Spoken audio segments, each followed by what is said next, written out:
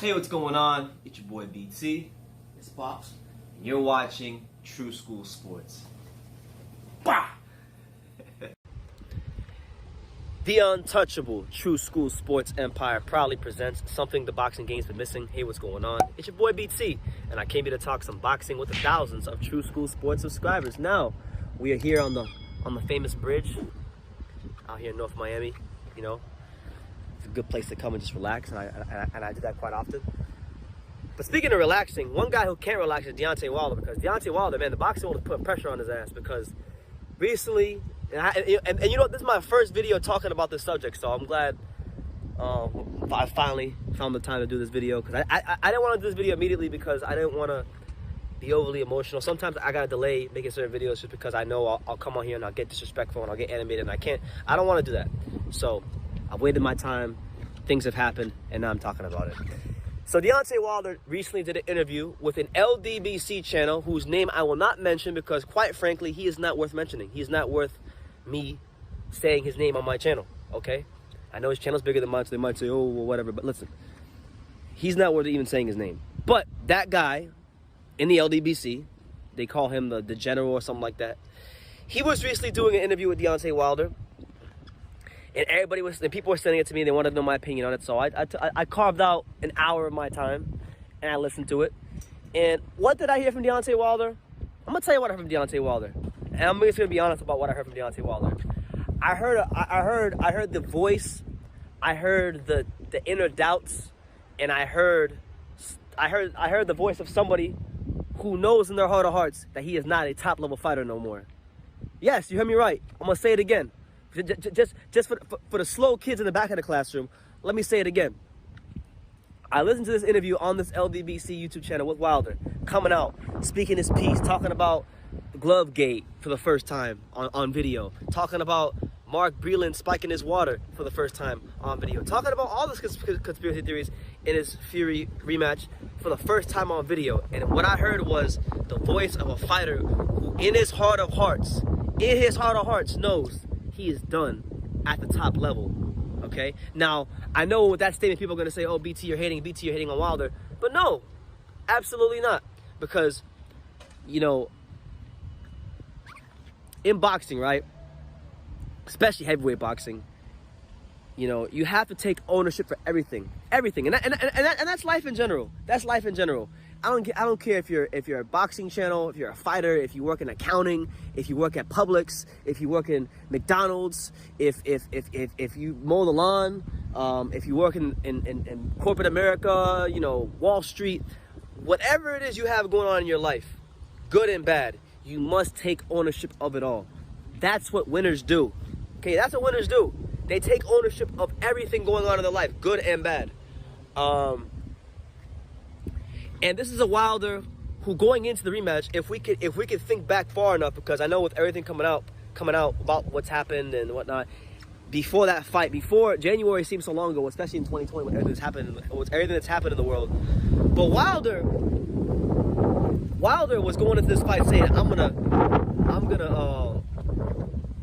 not even God can save you. Stop the cap. Stop the cap right now. Bruh, look at this dude. Wait till you see the. No.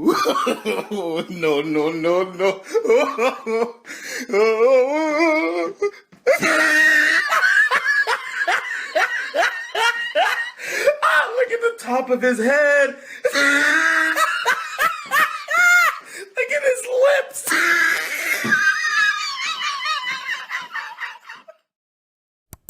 You, there's gonna be no excuses. He went from saying not even God can save you this time around in the rematch to, oh, Mark Breland spiked my water. How the hell do you get from God, only God can save you, or no, not even God can save you this time, to Mark Breland spiked my water? Stop the cap. That's the biggest clown shit I ever heard in my life, to be honest with you. Just being honest. That's being honest. And listen, I know for a fact, because it's happened before, and I've been in contact with Wilder's team before. I know that they watch my channel. I know that they might come across this video. So listen, I'm gonna be honest with the champ. I want to be honest with Deontay Wilder. You want to know why? Because Wilder was quoting the Bible in his video where he was accusing Fury of cheating. He was getting all scripture based, and he became Pastor Wilder. So I'm gonna put my pastor hat on, and I'm gonna be Pastor BT. All right. The Bible says to speak the truth in love, and that's what I'm doing right now. I'm speaking the truth in love to Deontay Wilder because I don't hate Deontay Wilder.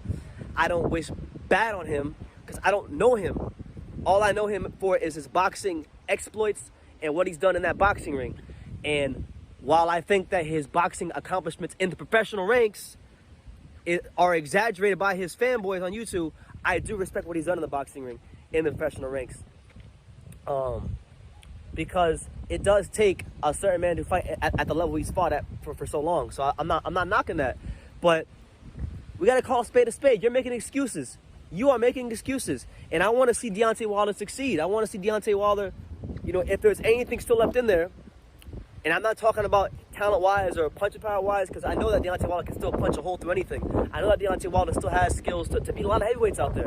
But I'm talking about here, mentally, you know, psychologically.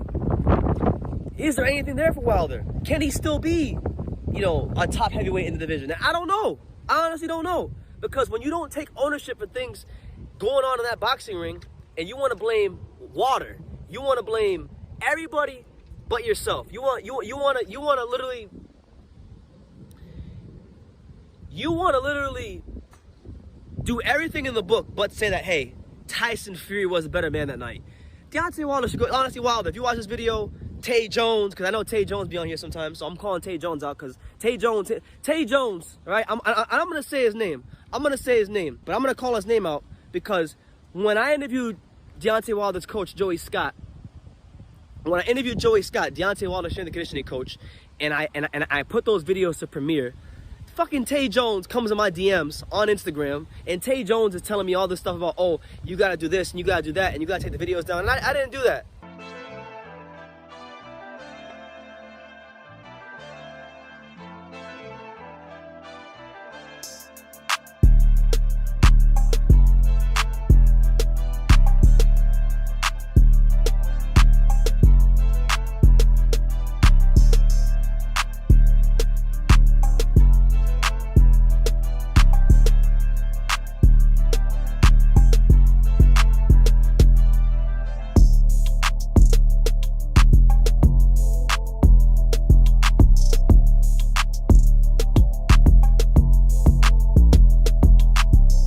I didn't do that. And you know what? When I didn't do that, and I hashed out everything with Joey Scott himself, because I talk man to man to people. When I hashed out everything with Joey Scott himself, I told Tay Jones, me and Joey hashed it out, and I even invited Tay Jones to come on True School Sports whenever he wanted. I opened the door for him to come on live and talk with me if he was that concerned about whatever it was I was saying with Wilder in videos, and he could have talked to me on my channel. I put that invitation out there for him. He saw the message, never responded. So, like, you know, Tay Jones, people like people like that, channels on YouTube whose names I'm not gonna mention. These channels, they're actually the ones worse than Wilder because they're allowing Wilder to live in this false sense of reality. The reality is this: Tyson Fury fought extremely conservative against Wilder in the first fight. So what did Tyson Fury do? Going into the second fight, he hired a trainer in Sugar Hill Stewart who has the Krong style, who's known for teaching the Krong gym philosophy of fighting, which is coming forward, throwing a strong right hand, you know, left hooks, coming for the knockouts, coming to produce a knockout. And he even told Wilder to his face what he was going to do to him in the pre-fight press conference. He said, I'm going to knock you out. And Wilder didn't want to believe him. So people that are worse than Wilder in this case are the channels here on YouTube that want to continue to finesse this alternate reality he lives in, you know. But listen, I've been babbling for 8 minutes, so if you're still here, I appreciate you. What I really wanted to talk about was Teofimo Lopez's recent comments about Deontay Wilder, right? Because Teofimo Lopez stated that, and I'm not in front of my computer, so I don't remember the quote verbatim, but he said something along the lines of Deontay Wilder's making all these excuses. He needs to focus, get back in the gym, and that he needs to be a man. He needs to man up, focus, prepare for his next fight, and stop being a bitch. Stop acting like a bitch. Those are Teofimo Lopez's words. Those aren't my words. I'm just quoting Lopez. And you know what? I agree with him. Because That's what it's been the whole time. The whole time Wilder has lost to Fury. We're in November now. We're in freaking election time, right? Deontay Wilder and Fury fought a couple days after Valentine's Day. We're freaking at election time, and Wilder has just now broken his silence. Wilder has now just decided, you know what? I'm gonna break my silence and double down on all these excuses that have been being made for me in the YouTube boxing community. So, like, I hate to see this, man. I really hate to see this from Wilder, because I remember so clearly when he beat Stavern to become WBC heavyweight champion. I thought it was going to be the greatest thing for boxing in America. I thought with Wilder beating Stavern, we got a heavyweight champion now. We got somebody that's in the mix. We got somebody that's going to be a factor in boxing. And it's just been like, it's been horrible, man. It's been horrible. It's been horrible in the sense of, like, he's got good qualities. He's got things that make you want to get behind him. But then he puts his foot in his own mouth by doubling down on these ridiculous claims, man.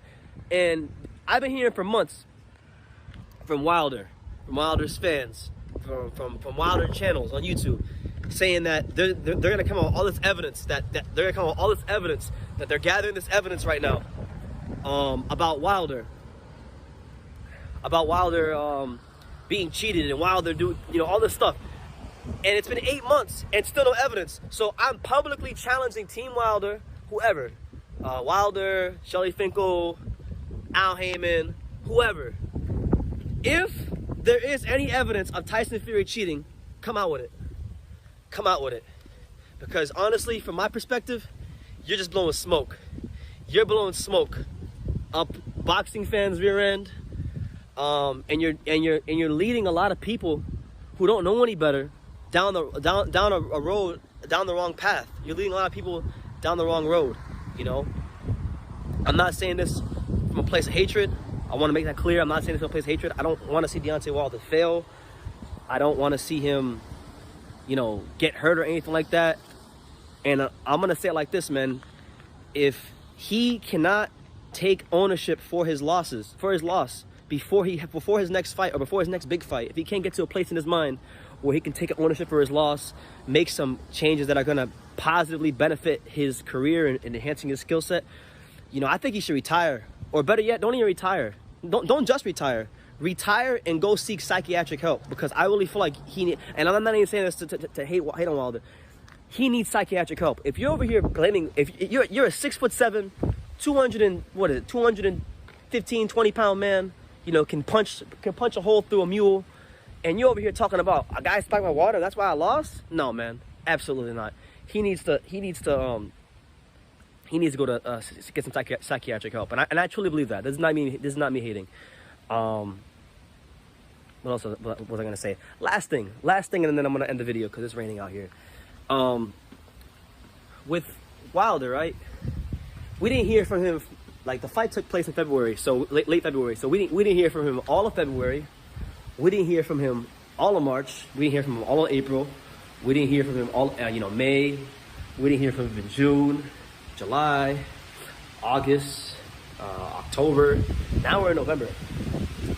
And now we hear from him when Tyson Fury is getting ready to fight. They're saying Ajit Kabayel December the 5th. When they finally announce it, that's when he decides to come out.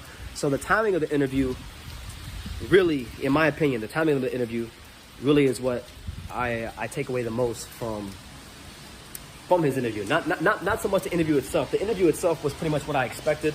Like, I expected Wilder to come out and make excuses, but I gave him the benefit of the doubt because he hasn't actually been on video saying a lot of these things. But this now means because he went and he like doubled down on his statements and, you know, said pretty much all the things we criticized him for, that means all the videos we made are now been proven valid.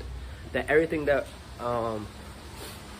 any criticism he got on my channel or any channels, from the costume or the water or, you know, the egg weights in Fury's hand and gloves, you know, all those videos are now extra valid because Wilder has validated them for us, you know. So there's just so many layers to this, and you hate to see it. You hate to see somebody that overcame so much in their life, you know. When we talk about Wilder, and let's just talk about the positive things. When we talk about Deontay Wilder, we're talking about a man that has overcome insurmountable odds.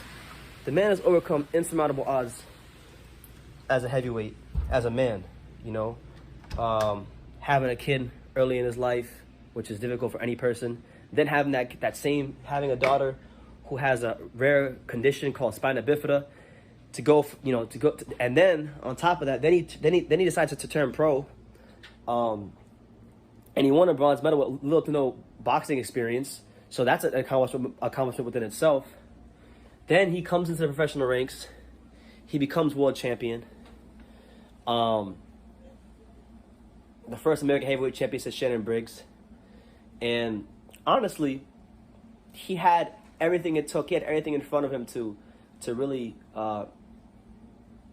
make his career greater than what it's been. I mean, it's been a good career. I think when you look at where he was at in his life to where he's at now, just not from a boxing standpoint, but I'm saying like as a man, from being in the depths of hell, from basically having that daughter, having her have her condition, and then turning pro, winning a bronze medal, and then being a WBC heavyweight champion, making 10 title defenses. That's an amazing story.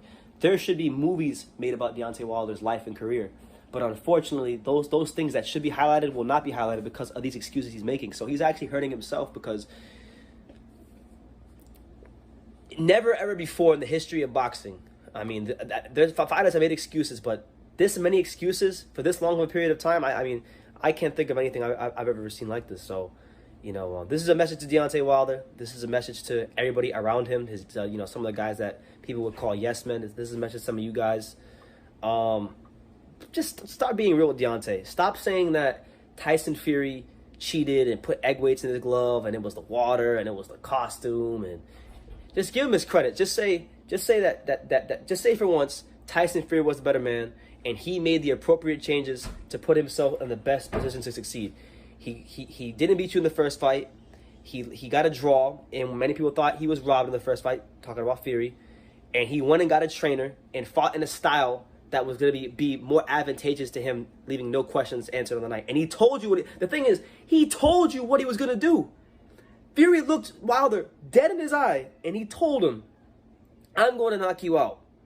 I'm going to knock you out. And what did he do?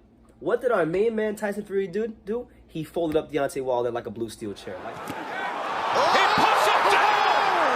Fury scores the knockdown! Wow! Belies his skill and his nimbleness. And another knockdown is scored! A body shot to Wilder. Second time he's been down. Oh! He's chasing him down. He's head hunting. We could have history made. Like The Rock, like Chris Jericho, like the Hardy Boys, like all the old school wrestlers back in the day when they used to get the chairs and bash their opponents over the head with them. That's what Tyson Fury did. So all I'm saying is this: Deontay Wilder, Bible, you're saying the Bible says this, the Bible says that. I'm going to counter what you're saying in the Bible, and I'm going to say the Bible says to speak the truth in love. So I'm speaking the truth in love, and I'm telling you that you need to start taking ownership for your life, and you need to take a good, hard look at your team. I'm not telling you who you should keep or who you should fire. Although I will say I think it was very, very, it was a knee-jerk reaction and it was a hasty decision to fire Mark Breland. But you should take a hard look at your team and you should ask yourself some honest questions like, who here really has my best interests at heart and who here is just a yes man? Ask yourself that question. And please make your changes accordingly, because I think Deontay Wilder is about 33, 34, maybe he's 35. So somebody can correct me in the comments. That's not an old weight for heavyweight. Heavyweights do mature later than other fighters. They can fight to their like late 30s, sometimes early 40s. So he's got time if he chooses to have time. But if he chooses to continue going on the route he's going, it's going to be. If you thought the Fury fight was bad, the rematch, it's going to get even worse for him. And I don't wish that for him, but I'm just telling you, that's what happens when you don't take ownership for your life and the things going on in your life. You're prone to the things that Wilder is going through right now and might go through in the future. So, best wishes to you, Wilder. No hate here from me. Anybody from Team Wilder. And I'm calling all Team Wilder out, because when Wilder was in Miami, I'm gonna end the video on this. I know I've been talking for 17 minutes, but Deontay Wilder was in Miami.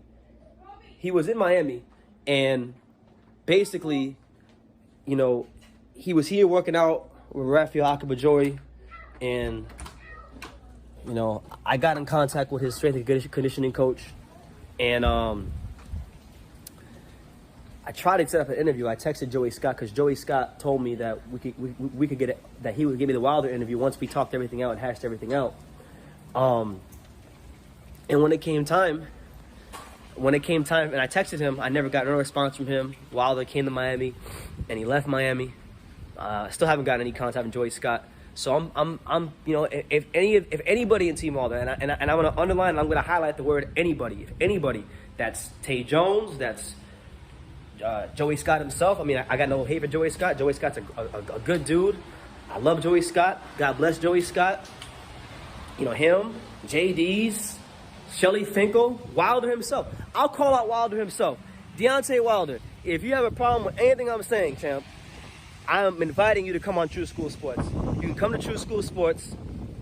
We can talk this out. I would love to ask you some questions because I have quite a lot of them. And I mean like real questions, Deontay. It's not going to be like what that guy, I almost said his name, that guy that you did an interview with asked you. I want to ask you some real questions. I want to ask you, I want to understand you. Like, I really do want to understand you. And I listened to that interview real close. I listened to that interview with that guy in the LDBC twice. I listened to this whole thing twice to try to get where you're coming from. And all I heard were excuses. All I heard were feelings. All I heard were you looking for excuses. You were literally looking for and clutching for excuses. And, like, that's just not where you want to be, man. And I feel like, look, there's some top-level heavyweights that if you ever get yourself mentally right in the head up here, you can go in there and perform. Like if Wilder goes in there against Joshua, right, Anthony Joshua, who by the way, he admitted he ducked himself, and that he proved me right on that instance. And I'm gonna keep that same energy. I think he ducked Anthony Joshua. He didn't want to fight him. Or maybe he did want to fight him, but he didn't want to fight him under the terms that were being presented to him, you know, which I thought were good terms that were being reported. But like if he ever gets right mentally and he does fight Anthony Joshua, I'd give him a good chance. But he's got to be right up here, because if he's not right up here, he's got no chance. And as far as I'm concerned, against Tyson Fury, you know, I don't want to say he has no chance. I don't want to say he has no chance against anybody. Actually, I'm gonna retract what I said. He has a chance, but it's like this much. It's like this much. And it's a puncher's chance. It's just that. But if he gets himself right up here mentally and is honest with himself and takes ownership for everything that happened, not just in this fight, but in all the previous camps, in the way his career was built, in the opponents he fought on the way up, if he takes ownership for that, then Deontay Wilder, I feel like he'll be a better fighter for it. He'll be a better man because of it, and boxing in general will be better because of it. But this whole Deontay Wilder excuse, Spike Water, Glove Gate, Costume Gate, everything Gate, you know, Breland Gate, you know, it's been nothing short of a shit show, to just put it bluntly. So I'm gonna leave it at that. I think in about 22 minutes I said everything I wanted to say on this matter. And I'll highlight it. I'll say it one more time just in case you didn't hear me the first 3 times I said it. Anybody from Team Wilder, anybody. I don't care if it's Tay Jones. I don't care if it's Joey Scott, who I've already had the pleasure of speaking to. I don't care if it's Wilder himself. I don't care if it's JD's. I don't care if it's Shelly Finkel. You are more than welcome to come on to True School Sports. And if you're in the Miami, South Florida area, you are definitely more than welcome to meet up with me anywhere you want. And we can talk on camera. And we can do an interview.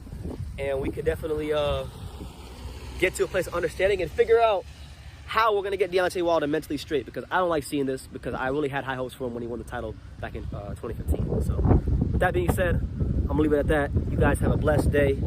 It's raining here in South Florida. I gotta do my Devin Haney Gamboa live fight reaction soon. So yeah, you guys take care. Have a blessed day. And like I say in every single one of these videos, you can love me or you can hate me, but I'm just a kid from Daniel. So until next time, take care, guys. Showtime, Sean Porter. It's Aerosmith Jr. Hey everyone, this is Jesse Vargas. You're watching True School Sports. You're watching True School Sports. All right, and you're watching True School Sports. Stay tuned.